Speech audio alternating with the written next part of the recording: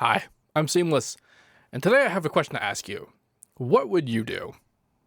And what I mean by that is, in the past, you might have heard me talk about my early days of tutorial making, where I didn't know things about like demographics and editing and what kind of people things wanted and whatever. And like I also didn't know like what would appeal to people more than others and that kind of thing. I didn't really do any research about it, so I just sort of went and did things anyway. But I still had a guiding principle behind it.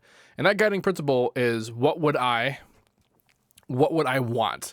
What would I want to watch as a person who would need to know this stuff? Like, because it was all information that I had just figured out. So that means that not even that soon before the tutorial, I didn't know the information. I was trying to figure it out, and I was trying to find it. And most oftentimes I ran to tutorials that absolutely didn't answer the question, or were just so poorly made that even if they did, I couldn't figure out how. So the question for my own tutorials has always been, if I wanted to watch a tutorial, what would I want to watch? Like, how would I want it presented to me? Which is not, I'm not saying that that's like, representative of what everyone would want, that kind of thing, but it's a pretty reasonable rule of thumb when you're starting out to approach it like that. And I'm giving that as an example, but I feel like this sentiment could apply to everything you do. And I'm reminded of this because, I every once in a while someone will send me a track and be like, hey, listen to this. It'd be great if you listen to this, that kind of thing. And I just saw someone do that recently, and I thought like, actually, it was I was on my SoundCloud. I just put up the Jazz Fight track on SoundCloud, and someone says, "Oh, this is great. It'd be really cool, like if you could like comment on my track, what you think of my track." And like, yeah, people want to know what I think about the tracks, and that's fine. But it reminded me of the idea, the mentality that newer producers have when they send their tracks to other producers. Not necessarily people like me, whose whole career is based on like education and that kind of thing, where it actually kind of makes sense that you would actually want to know what I think about your track. But like more established or even DJs or promo channels, that kind of thing, the idea is that like you want your track to be heard by them, or you want your track to be in their set or in a promo channel or on a label and releasing that kind of thing, which is all totally wonderful. But and then like they get confused when they don't get answers back, or they don't know how to approach it, or they want to know how to approach it. People actually send me questions asking, how do I send things to labels? What kind of emails do they want? And the answer to that question is, I don't know, because I never have. I'm on a label because I was introduced. Like, I had connections. That's, that networking thing people always tell you about. And to those questions you have, just ask yourself, if you were in their position, what would you want to see from you? Like, if you, and this actually requires a bit of thought, because a lot of the times, if you're not in their position and you're not really sure what their day-to-day life is like, it's not so much like, if you were individually looking at your track, you have to think about the context of like, what about your track in the face of hundreds is going to make them want to see anything to do with you, and that kind of thing.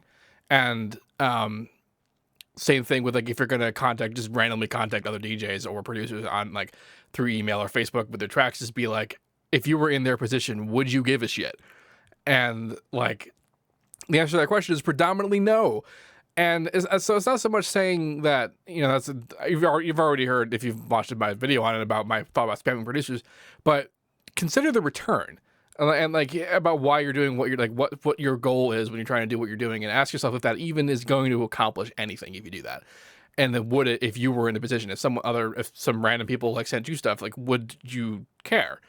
And like, if you did, why? Why would you care? And like, when you're at a lower level, you care more because like, oh yeah, I can interact with these people, do a collaboration, and that means like, his 20 followers and my 20 followers become 40 followers, and like, that's good cross promotion. But then when you're at like the millions of followers level, and someone at the 20 followers level, unless they just have the dankest music possible, and ask yourself seriously, do you have the dankest music possible? Because if the answer is no, then there's not a single reason why anyone would ever care at that level about someone at your level. And like, you can be pretty honest with yourself about your own quality of music, and just as well ask yourself, would you buy your music? And that's one of the things that led me to not want to really interact with the music industry as far as like selling music as my primary thing, because I barely buy music. And it's not because I pirate everything. I barely even listen to music. And I know that I recognize this is something else you have to kind of think about, that I'm a bit of a special case of a consumer because I'm also a producer, because we all interact in producer communities, we feel like the whole world is producers, but the world is predominantly not producers, which means that they're predominantly not people who have any idea what massive is, or any of the other things that we nitpick about music, and generally aren't as hard on music as we are. and even but subconsciously that we are. And so that means that there are, you know, requirements and desires for music to buy are going to be very different from yours. So this is one example of how that, you know, rule of thumb about what you would want doesn't necessarily work, but it helps to still inform your decision, because it's like when I, you know, make any kind of video or like, you know, any kind of marketing decision, I'm always asking myself, like, would this work on me? Would I care? Like, you know, that ad that was on my channel for a while. I don't even know if it still is. The you know, do you want to know how to make album quality beats like on Machine, like that ad? Would that work on me? Did that work on you? Did that do anything to you? And the answer is probably no. And so it's like, if you wanted to target yourself, you know, what would you do? And like, that's a reasonable question to ask. And, you know, it does require a bit of creativity and about imagining other people's positions when you're trying to contact them, and be like, what would make, if you ran firepower, what would make them care about you, care about your music and your tracks and that kind of thing? What would make them care about your video? What would make them care about anything that you do whatsoever? And that's, you know, to influence sort of how you're gonna do your things. But if you're already doing something and you don't necessarily want to change, and then you're trying to get like a reasonable outcome, ask yourself, is what you're doing going to fit with whatever anyone else is doing? And so this is not really about trying to understand why you shouldn't spam producers, but it's really about understanding why you shouldn't waste your time doing things that aren't going to net any kind of result. This is one of those working smarter, not working harder things, where you're not spending so many times writing copies of emails to 10 million labels, when if you were to think about like whether or not at your level, whatever you're doing, if your music would even interest labels for any reason. And then of course there's also the idea that labels also kind of, you know, predominantly don't care about the music. They care about their ability to sell the music, which does not necessarily always have to do with not the music, but it has a lot to do with not the music. So you have to consider that as well about yourself. And this is really all about trying to be objective about your value in the face of anyone else. And that's a difficult thing to do if you're not just used to doing that. And then eventually you do get used to that, and then a lot of the behavior you're probably doing before that will suddenly be like, oh. And also, things should be easier because you can recognize targeted opportunities better than you could if you were just sort of wasting your time spamming things that were absolutely not going to give you a return at all. And this also, like, some of the more traditional things that we're used to doing as musicians, about used to doing, I mean, used to having heard about doing, because that's not like anybody, you know, at that level now grew up with people talking about like, oh yeah, I got signed to a label, and that was my big break, because being signed to a label isn't anybody's break anymore. And also, like, getting on a DJ set isn't anybody's break anymore. And like, that's, you know, the getting your track in a DJ set is all well and good, because like, oh yeah, I dropped the track, but then like, then you're seeing yourself in the face of the DJ. The DJ wants to have as much good music as they can have to be unique in themselves, and then drop it and have a party and that kind of thing. But then think about like the party goers. Have you ever gone to a show? Have you ever gone to like one of these parties or these festivals or whatever? And as a listener of the festival music, has any of them ever given a shit about what the music actually was, if it wasn't just music from the person who was DJing? And then if it was something new and different, is your track different enough that they would even think to ask, what was that? How, like, who made that track? And then go find a track list somewhere. And then, you know, if they did find a track list, could they differentiate? Like, could they not mistake your track with some other track? Because I know a lot, and I do this too, and I do it mostly for, you know, experimental and like trial purposes, just being like, can I do it? But a lot of people have it in their head that if they want to get popular, they have to emulate popular genres. And while it will make it easier for your track to be like, yeah, that's good, that's a reasonable, safe bet kind of thing. Again, think about the listeners. Like, do you know, your genre of music or whatever it is that you produce, do you rapidly go and find newer and more different versions of the same stuff? And this is the thought that I had when I originally thought that I wasn't going to be able to compete, because back when I was making bass antics, like right when I made that track, I thought to myself, this is pretty good, but like, this is me trying to feed me and Skrillex and Kill the Noise and Mord Mustang and Kill Paris.